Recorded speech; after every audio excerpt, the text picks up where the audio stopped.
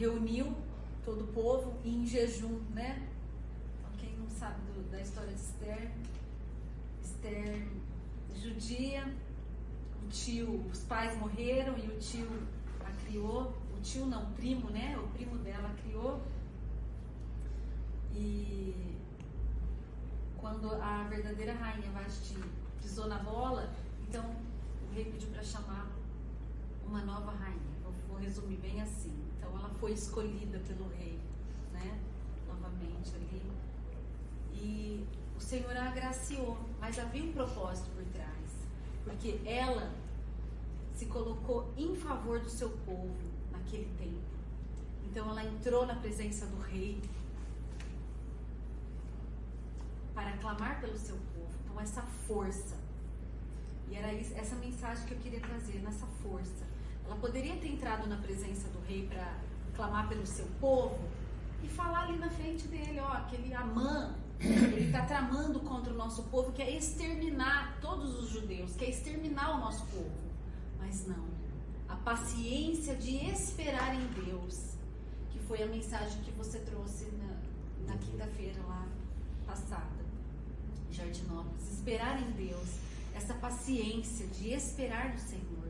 Então, com autoridade,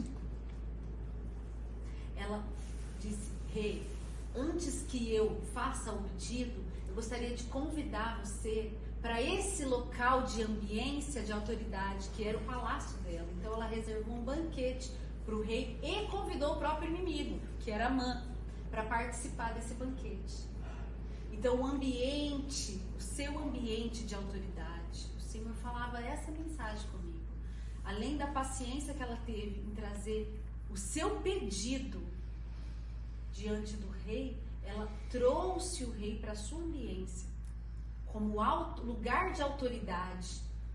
Então, essa mensagem da gente esperar em Deus a nossa promessa, aquilo que a gente tem tanto no coração, aquilo que a gente sabe que é somente em Deus, somente Ele, para liberar as janelas dos céus para nós. É nesse ambiente de autoridade, pode ser o seu local secreto, pode ser lá dentro da sua casa, do seu lar, dos seus aposentos, assim como a palavra nos ensina.